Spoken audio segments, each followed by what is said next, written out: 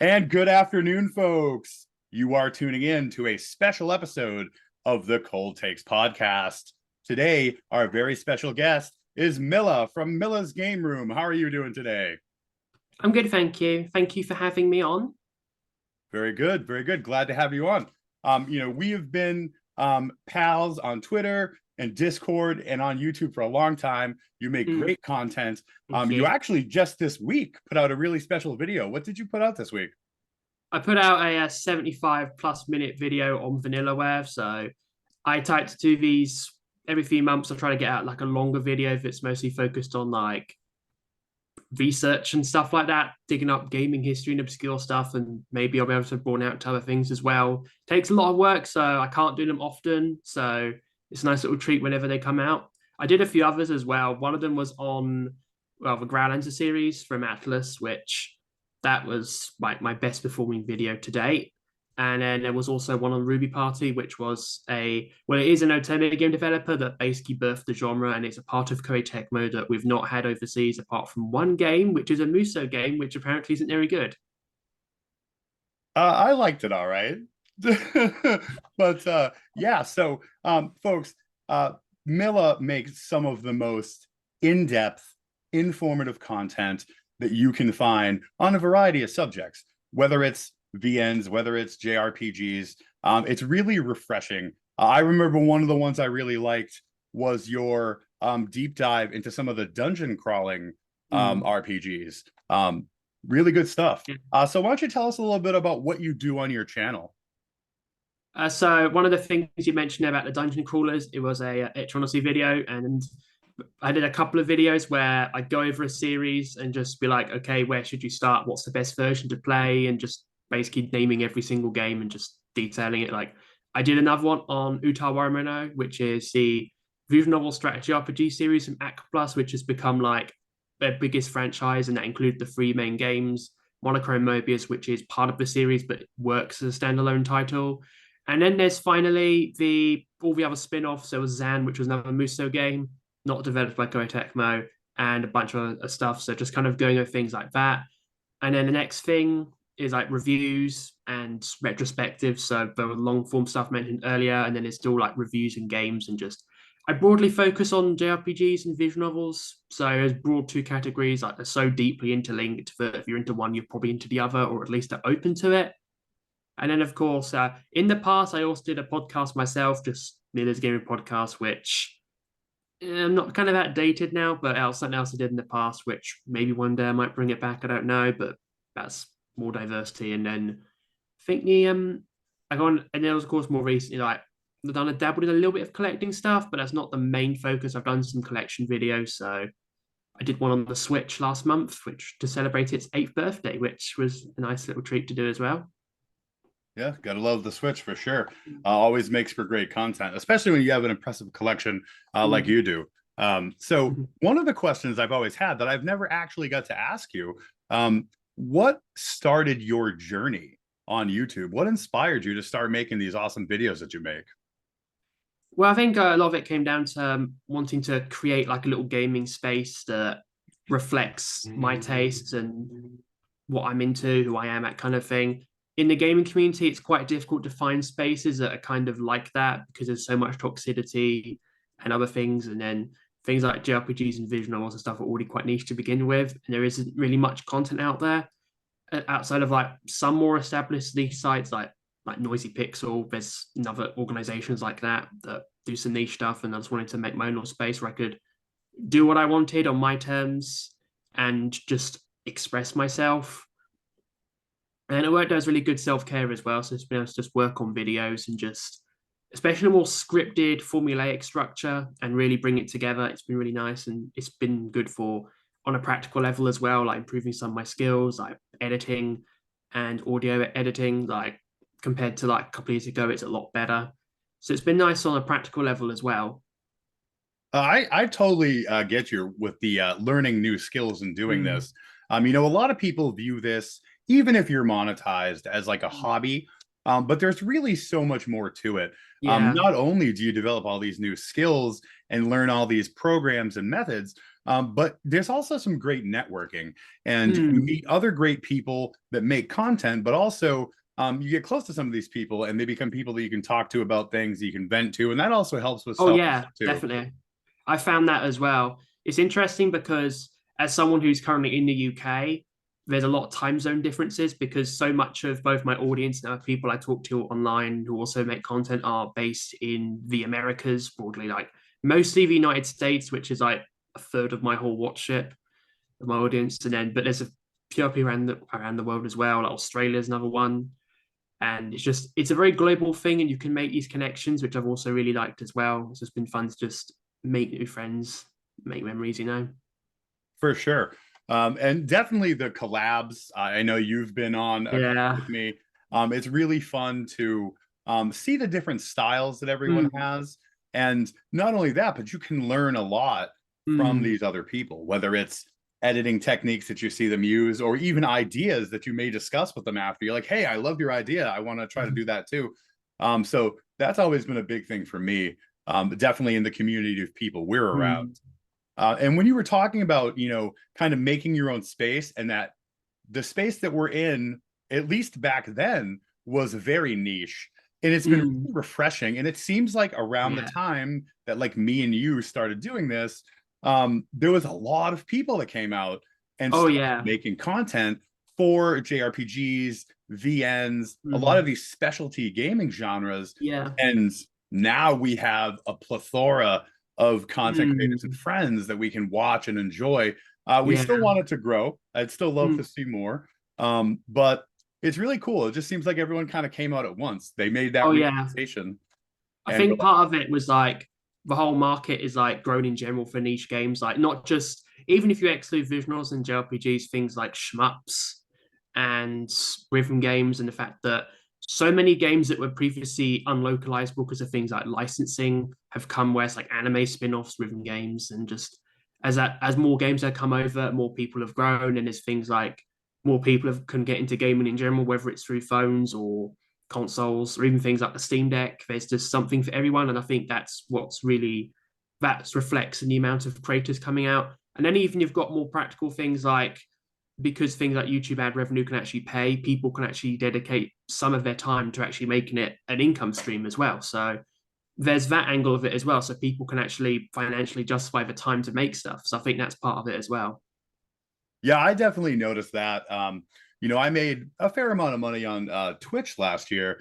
Mm. And even though like it would not be something that would ever make me consider leaving my full-time job, Mm. it was definitely cool to be able to pay for some of my equipment and the Mm. games I was actually streaming with the revenue that I was getting from Oh that. yeah. I So find it, yeah. I finally got monetized like a couple of months ago.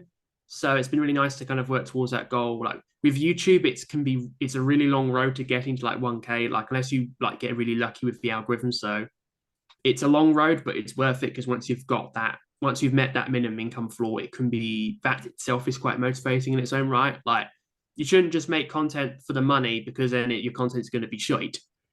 But it does help, especially in this current climate. yeah, and I totally agree with you because you can tell the people Mm, that are doing it for the money, and you can tell that their heart's not in it. And mm, compared to someone like yourself and many of the people that we run with who mm, are fully invested in it, heart and soul, because we love what we're doing. mm. Like, Yeah. I didn't pick a popular topic and try to make it relevant. This is what I love, and I'd be Mm, making it whether people watched it or not. I would mm, want to do podcasts where I talk to my friends and other creators, whether people watched mm, it or not. mm. So yeah, you can get frustrated if you have a video that doesn't do great, but like in the end, Yeah. that's not what matters. It doesn't really matter how many views you get or how much money you're making. Because even though this can be stressful, we're Yeah. still doing it because we like doing Yeah. it. Although one thing to say, if a video doesn't do well, things like if a video is not very good, then there are things you can learn from it as well, and things like SEO. So that's been a learning curve for me as well, which is this is why like I did get some better equipment, for example, so like a mic. So it is worth making those investments to really further improve content and keep learning and keep getting better. So, do you ever look back at some of your older videos and be like shocked at the quality being poor compared to what you do now. Very, yeah, they're very like. I'm allowed to say some of my videos are crap because they're my videos, and there are some that like, yeah, there's some that I like. Like I did an Animal Crossing Island tour back in like 2021, I think, and that's still a good video. The island's mostly the same. Well, I haven't played the game for a long time, so of course it be somewhat the same.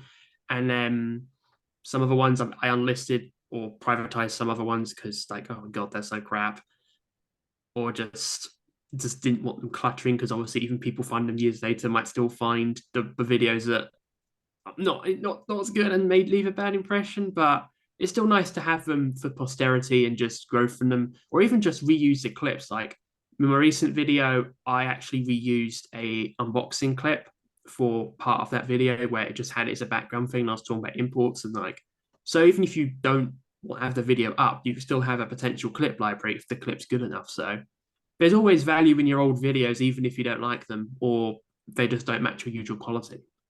Yeah, for sure. I remember looking back at one of the first ones I made. It was like a Wii U collection video, which I have to reshoot because I've added a lot of games. Mm. But one of the things that I'm known for is being able to speak clearly and eloquently. And this first video, I'm like stumbling on my words, and I totally do not sound like a radio announcer. I sound like a nervous kid shooting his first YouTube video. So yeah, it's definitely cool to look back on those. And I privatized a lot of them too. I don't Yeah. want. It's not that I'm ashamed of them, but I definitely present differently my Mm. content now than I did then. And it's Mm. off brand because I didn't have a brand. I hadn't really developed one yet. So Mm. that's kind of why I did that. Yeah. Plus, it's also a confidence thing as well, where the more you make stuff, the more confident you get, and the better you can get about presenting or recording and being quicker as well to get things out. Yeah, for That can sure. be part of it as well. All right. So up next, I wanted to ask, what have you been playing over the last couple of weeks?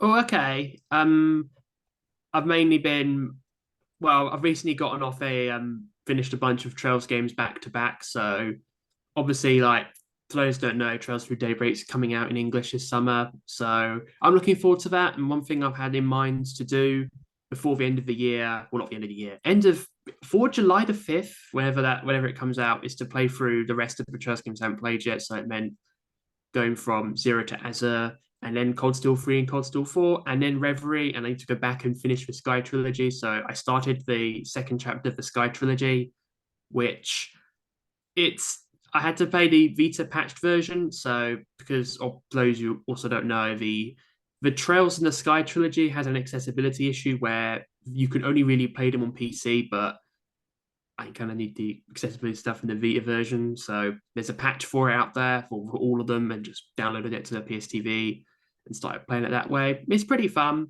It's long, so I'm basically hoping to chip away at it, and I've got some time and hopefully get that done, which I don't want to pressure myself into getting it done before I'm ready. So I'm just gonna take it in nice and slowly.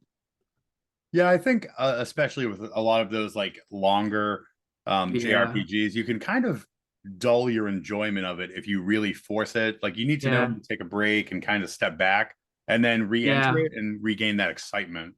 Yeah, I think for me, I don't really get that much of like some games like Trails is like playing them all back to back, and I think the quality of life features like the fast forward modes for exploration and battle helped a lot, and modern Trails games pretty much have them as standard now.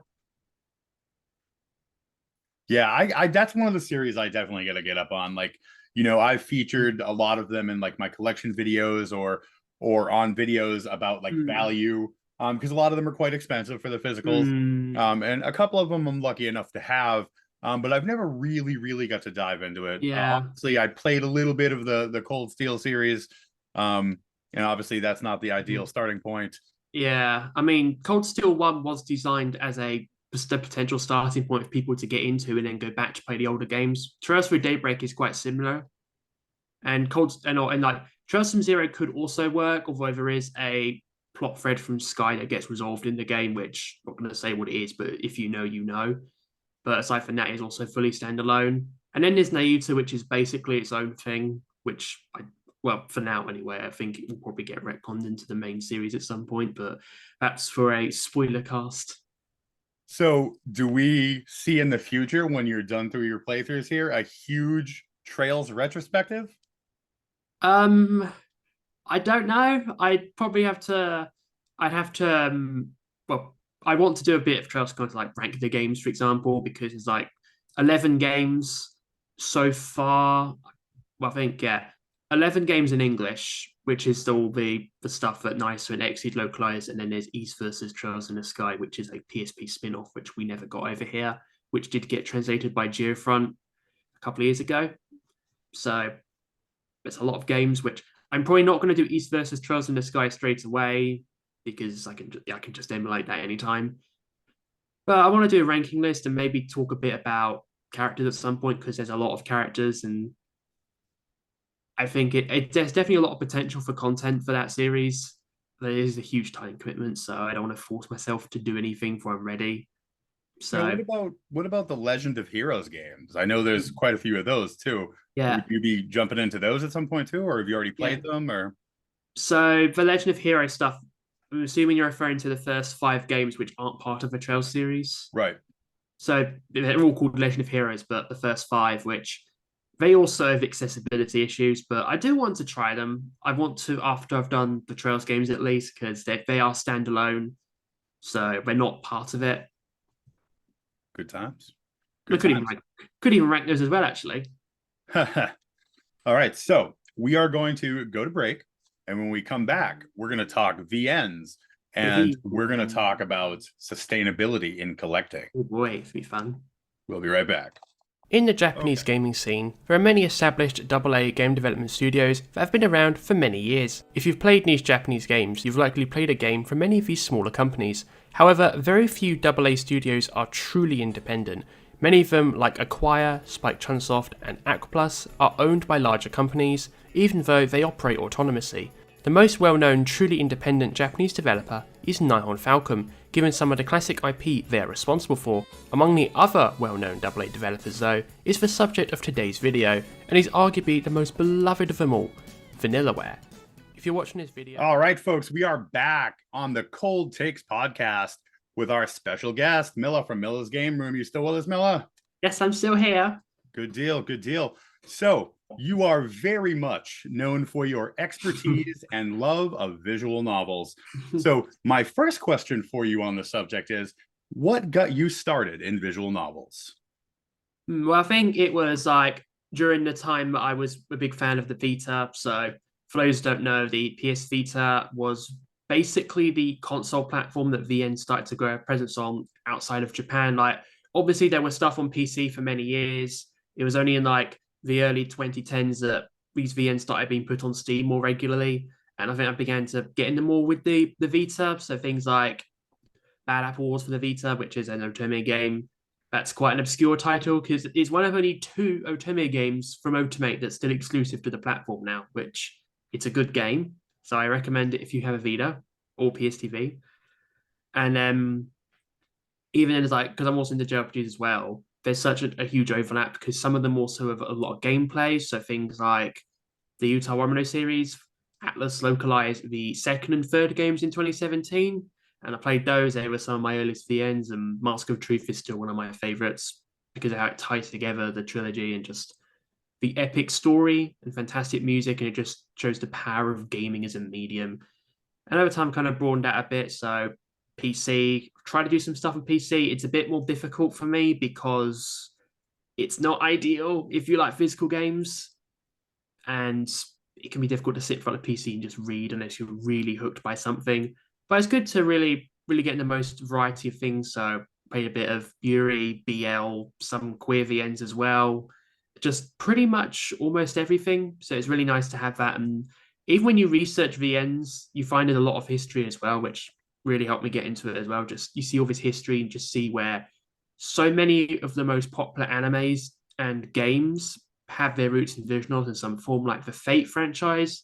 We're actually getting the Fate Stay Night visual novel in English sometime this year for the first time to celebrate its 20th anniversary. And that's literally what started one of the biggest franchises in anime. Like, there's just so much heritage, and a lot of people like even if you don't like understand it or don't really care for the ends, it's something that you should know about because it's so iconic. And I just find all the gold mining so interesting.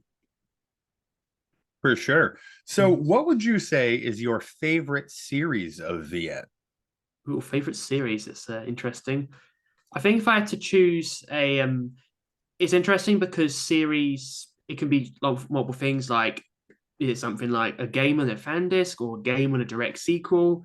Because it could mean a lot of things. Like if you mean like hybrids, I'd probably say if out of everything I've played and feel comfortable ranking, because even if I played like one game in a series, I may not have played the fan disc, for example.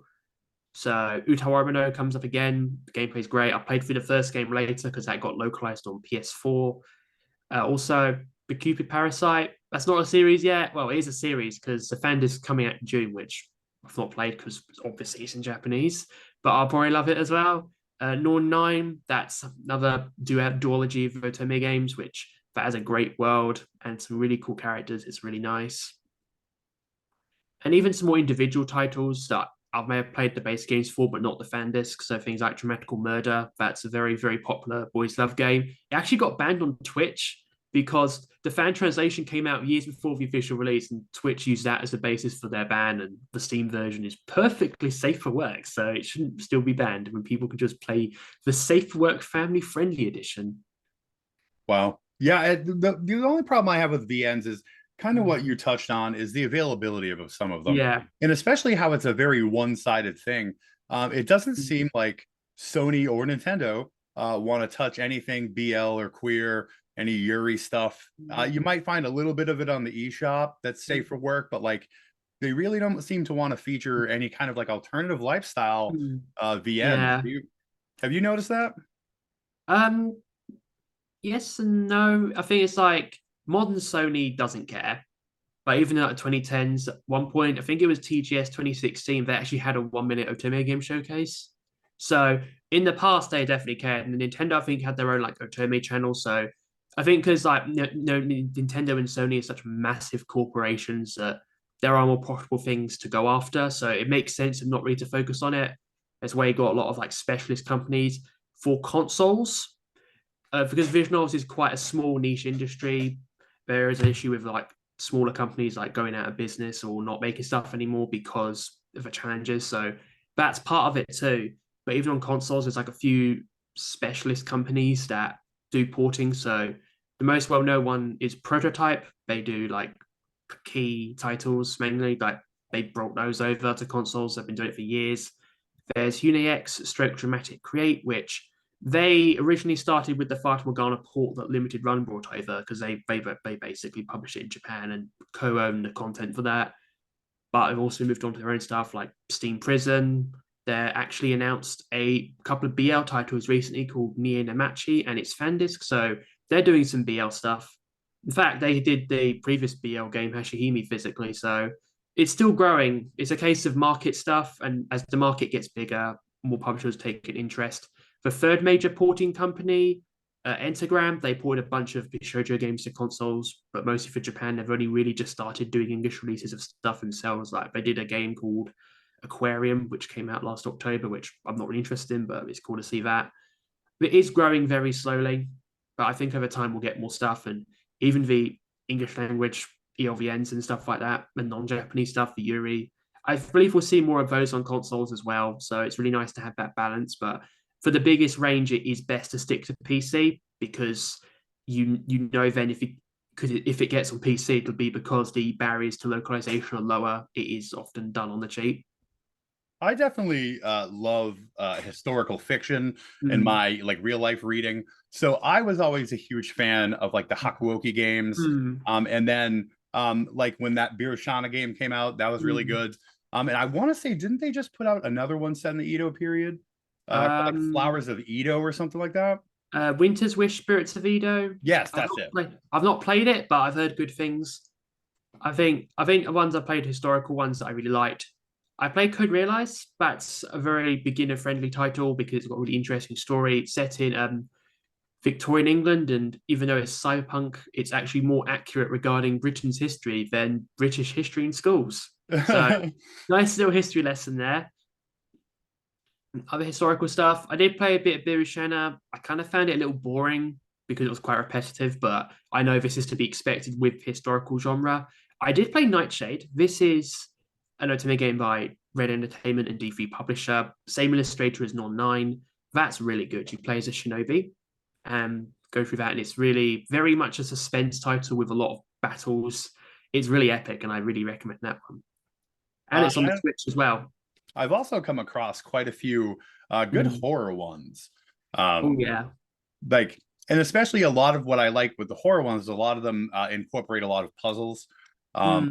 So that's pretty neat. Have you ever got into any of the horror VNs? I've played some horror VNs. I've got the I plan to play the Zero Escape series. Like some people don't consider the third game a VN, but for all intents and purposes, they're VNs, and I keep meaning to get around to playing them. But I played a bit of Virtue's Last War many years ago, but I was like a teenager and just didn't really appreciate it fully. You know, he did like one route and got bored. But what I did play was amazing, and I'd like to go back to it and properly do the whole trilogy from start to finish, DS to, well, maybe not DS, but Vita PC to the end, because I've heard really good things, especially about the first two games. The third game's a bit divisive, but was still a very iconic game because if it wasn't for Western fans, that game would not have happened at all. Outside of horror stuff, by Chunsoft anyway. Well, I did do actually no, I did do Kamitachi no Yoru. There's the Vita remake which got fan translated a few years ago, which is a remake of Spike Chunsoft's classic 1990 title, one of the founding games of the genre. That's a good little remake, fun game, really bizarre as well. Like, and then actually, like last month, there was a fan translation for Otogoriso, which is Chunsoft's very first sound novel, which I don't want to get around to. And that's proper, like ancient with just text and nothing else aside from backgrounds, which I want to play a little piece of gaming history. I'm starting to waffle a little bit, but I suppose that's a good thing we're here on a podcast. Right. So I'm trying to remember. There was a horror VN that I streamed like last year, and it was about this killer that would send you a picture of your body, and then you would die. And the goal was to stop it from happening. And I can't remember. It was on the Switch eShop. I don't know if it ever got a physical, but I really enjoyed that one, but I can't recall the name. And then, of course, stuff like Corpse Party. Yeah. Fatal Frame, because that's one that involves photos, but I think that's more of a horror game. Yeah, no, it wasn't. Maybe it might be the Spirit Hunter series, because there were two of them. Well, now there's three, but at the time there would have been two. Yeah. But yeah, it's really cool to see more of those come over as well. Yeah, the Switch eShop has been huge. They have a lot of cool stuff. Yeah. And they put out, it seems like at least 2 or 3 a month, like your normal like reverse harem, tons of bachelors, like traditional VNs. It's good to see those come out every once in a while. Yeah, I mean, there's even more in Japan. Like as of this week or next week, they're going to be getting Uchronia. I forgot its full name, but that's the latest VN from Broccoli, who did Jack Jian, which is quite a big release, and with collaboration from the artist of Piafore, which that's a cool little collaboration. And you just see all these new titles come out, and a lot of them are ports as well. So one thing in VNs, you can bring them back from older generations and people can rebuy them. And for us Westerners, we can get them localized for the first time. Yeah, for sure. So I'm actually, I have to know the name of that. So I'm pulling up my library here on the Switch, because it might be a game you'd enjoy. I remember it was just so crazy. What is that one called? Let's see. It's going to be right here. Let's see. It was called Corpse Factory is what it was called. I've never heard of that. But it was pretty good for a like a horror VN. It was pretty graphic and seemed pretty interesting.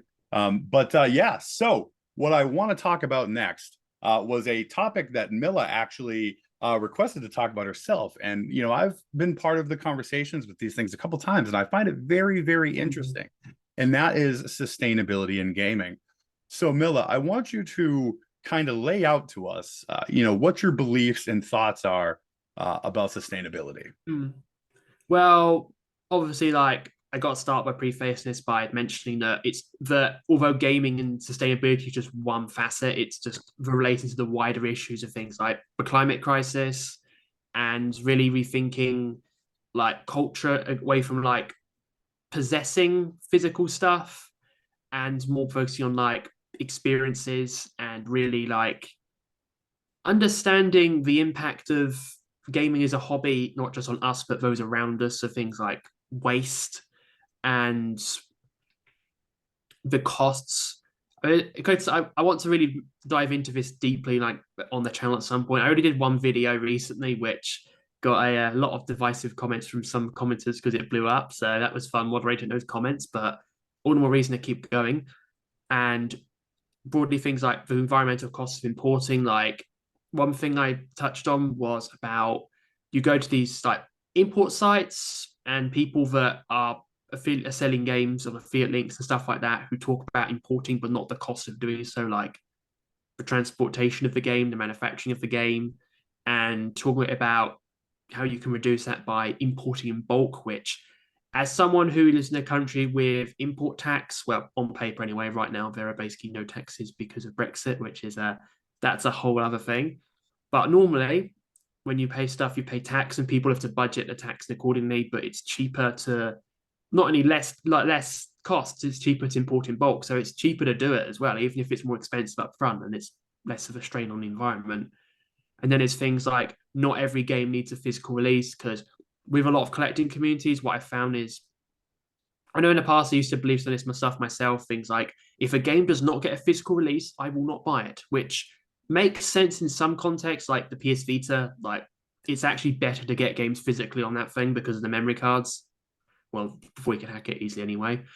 And that sort of makes sense, but a lot of times it just wasn't. Like you want this $2 indie game that belongs only on a shop and that's really cheap and easy, or that doesn't like that on its own isn't really worth a physical. That should be physical, or else I'm not going to buy it. And just that kind of logic, it's a bit too black and white.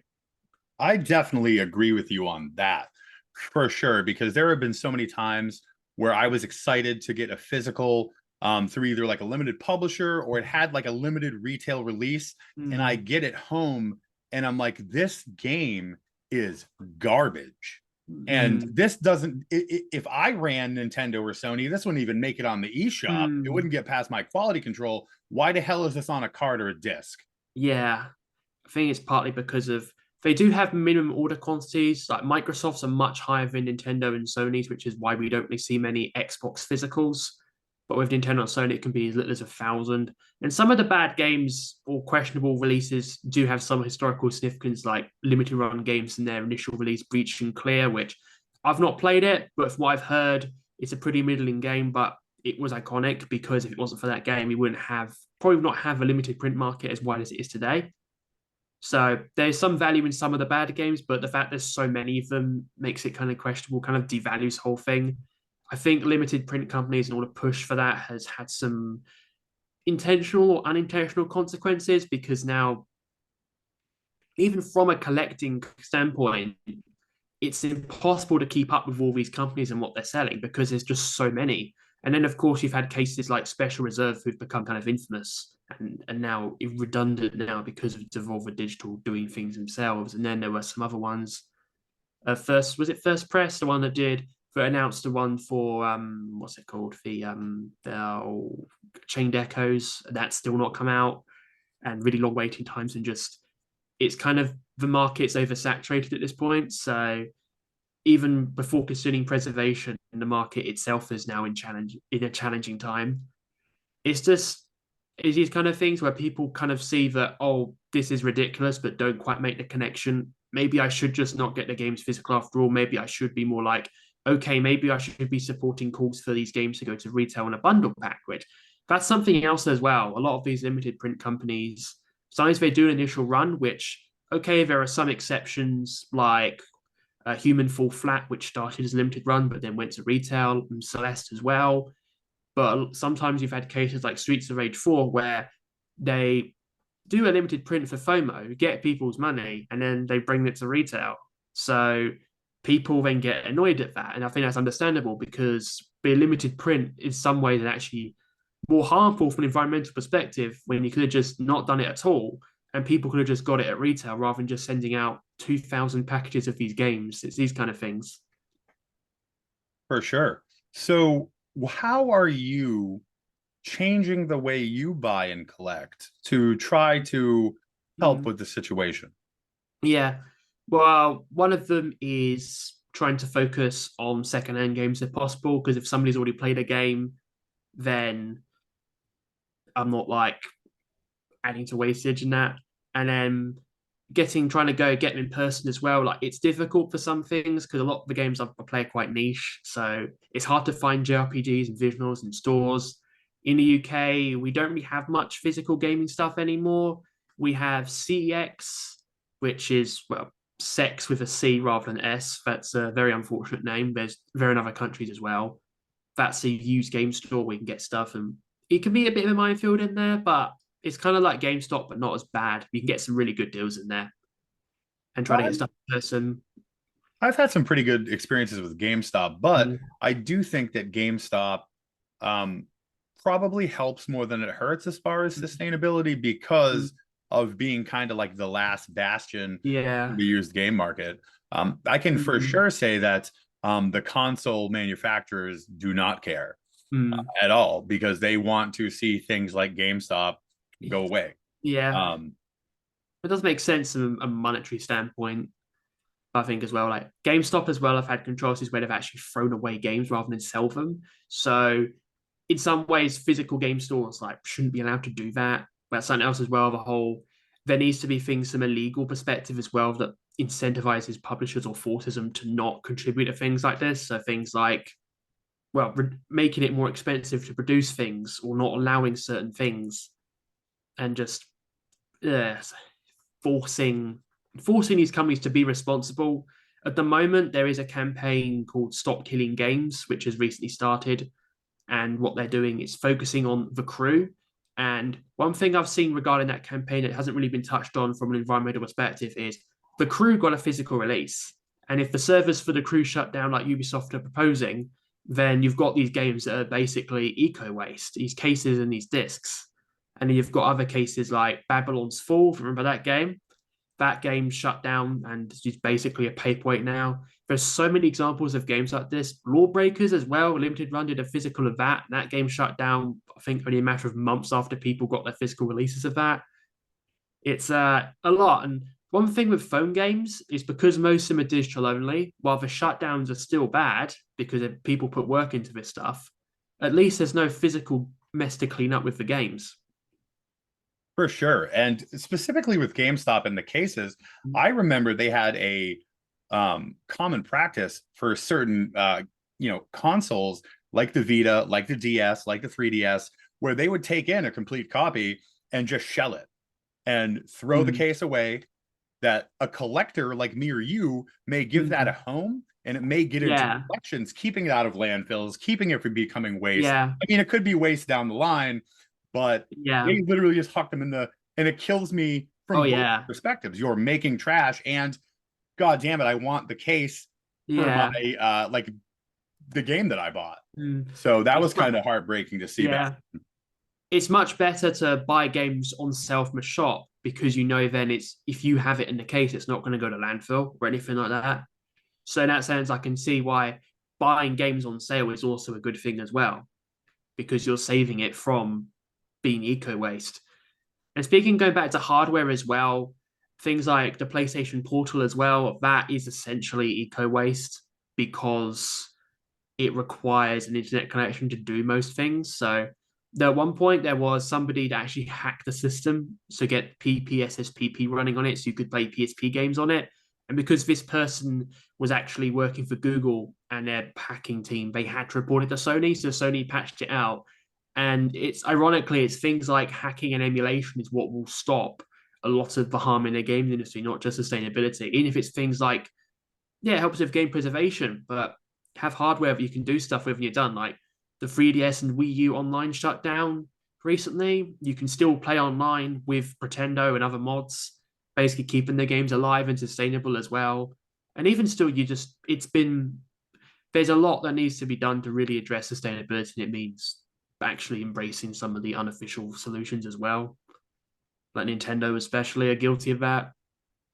Yeah, Nintendo, to me, it seems like they produce a lot of e-waste and garbage with stuff like the Nintendo Labo and all their like fit ring and fitness accessories that either sit on shelves or someone buys them and uses them once or twice and they get tossed or sold off at like a flea market.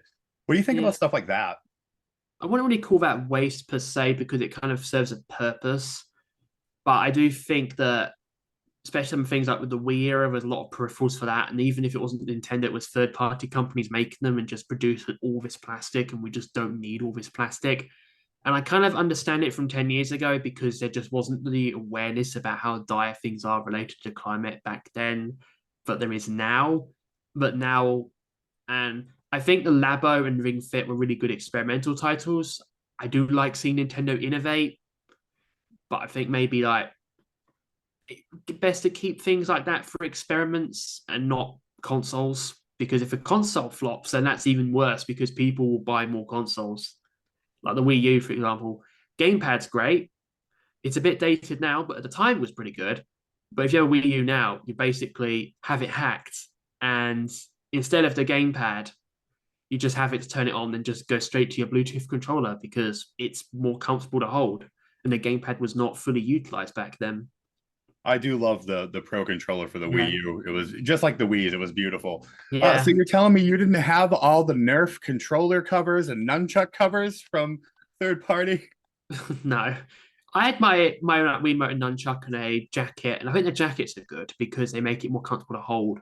And Wii wheel, but that's more because I had Mario Kart Wii bundled with it, and it makes sense to have a wheel for that. And fun fact, I got custom tracks for that, which is a really fun way to increase the life of the game, which is really cool. And you need the disc to play it, so it gives you an incentive to keep the disc, and also stops Nintendo from taking them all down. Yeah, very true. So what do you propose as some long-term solutions to game collecting and gaming and their impact on the climate? Yeah. I mean, well, first off, more people need to start being aware of these things. It means increased awareness. Like publishers have to be made to act. So things like legislation to ban code in the box games, because that's one of the biggest issues that people know about and understandably fight back against. In Europe, it's an issue for the Switch, especially. I know, like many years ago, there were a few exceptions, like Phantom Breaker Battlegrounds for the Vita in Japan was a code in the box title, but now it's got ridiculous where companies would print Switch cartridges, but then after a while stop making them and just have the code so they can still get the benefit of retail space, but without the extra stuff. And like that stuff can be banned right there because those plastic cases could actually have a game in it or something. And instead, you've just basically wasted it for what? Just some short-term boost for something you could just get on the eShop. That's a simple one. And things like, also another example is Google Stadia. Everyone remembers that thing? It's now dead. But one thing Google did do, which was voluntary and credit where it's due to them, was they released an update to the controllers that doesn't tether it to Stadia. So you can buy a Stadia controller now and use it elsewhere, like a Bluetooth controller, which really helps. So the hardware can still be used, and it saves a whole bunch of controllers from going to landfill, which Google did it voluntarily, and credit where it's due for doing that. But that kind of thing needs to be made mandatory for all platforms. So PS Portal, for example, I think stuff like that are dependent on becoming eco-waste shouldn't be approved or be allowed to be made. If the PS Portal was a Portal PS4, kind of like a Steam Deck, and a Sony equivalent for that, where you can play digital games offline without an internet connection, I think that would have actually been a really fantastic device.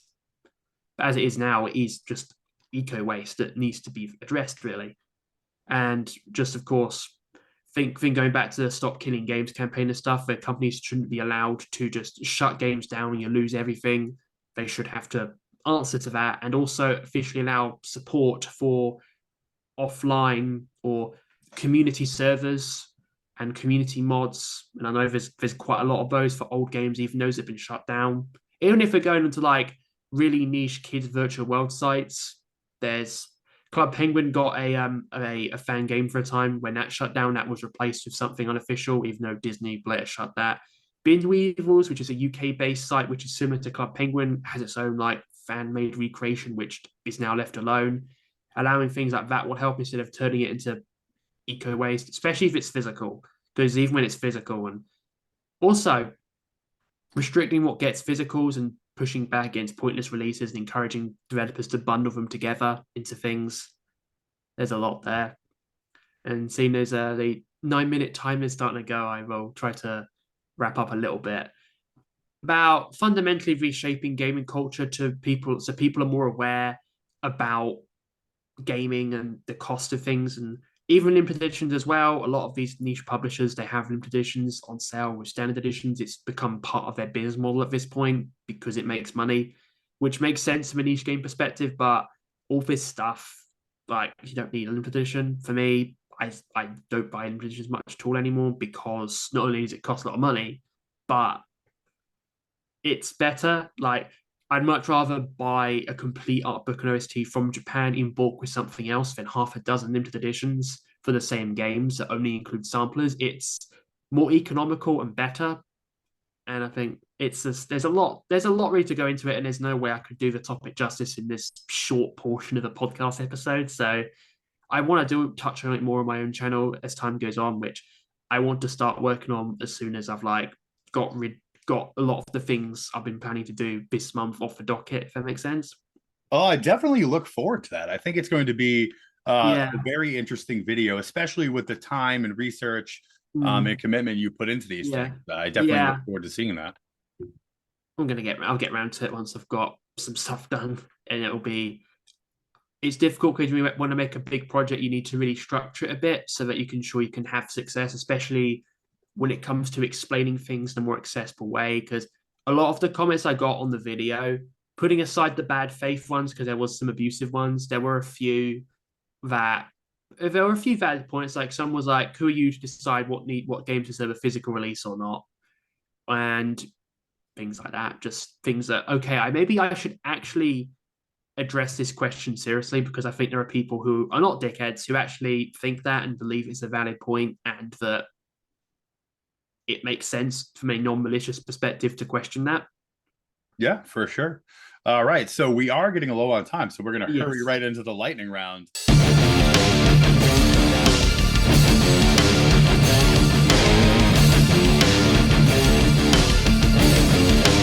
Quick, are you ready? Yep. All right. Who is your favorite Final Fantasy character? Ooh, my favorite Final Fantasy character is, I've not played the games. Oh, okay. Good Aside one. from like 10 hours of Final Fantasy 10, but I don't count that. I want to get back to them though, so ask me in a couple of years. For sure. Your favorite Fire Emblem character? Ooh, I think I'd probably either go with like Chrome or Aaliyah. Nice. Good deal. Everyone knows mine is Claude. Your favorite Xenoblade character? Oh god, there's no way I could answer that in a lightning round. Too many to talk about. All right. But I won't say there's a bad character. Let's just say that. Yeah, they very good character development in those games. Your favorite JRPG villain? Well, the killer from Persona 4 is an interesting character. Good deal. Good old Yeah. Adachi. Osborne from the Trail series, really good antagonist for that one. Good deal. Granted, the whole Ouroboros arc is pretty good in there as well. There's a few more I could probably go into if I had more time. All right. What is your favorite tactical RPG? Oh god, okay. I know there's a few I like. Fire Awakening's one I like. Sakura Wars All My Love, the PS2 Wii title. That one's got great visual and RPG tactical system. Uta Harmony series. Sting co-developed those, hence why they're so good. Yeah, let's end on those for now. Your favorite boss fight in gaming history? Oh man. Probably the final boss battle from Trails to Azure because of the music, which I can't explain anything related to that at all because that would spoil everything. Cool. All right. What is your favorite? Oh, not favorite. What is the saddest scene you remember seeing in a video game? Oh god. Oh boy. Oh, so there's so many. I think the first one that came to mind was, well, virtually every more Otome game is just sad in general. White Album 2, a lot of emotional, intimate scenes. It's quite sad. The whole game is a nackage, basically. Kazusa Normal, Bat Root, which I can't go into that in like 4 minutes either. Kinds of games. I think the Trails series probably has some as well. Good deal. Too much to go into. What is your favorite song that's ever been featured in a video game? Hard to choose unless it was a specific like soundtracks. I could probably do like Electronicity's got some fantastic tunes. Xenoblade, Trails Again, White Album. I can't really pick a favorite at the moment. Okay.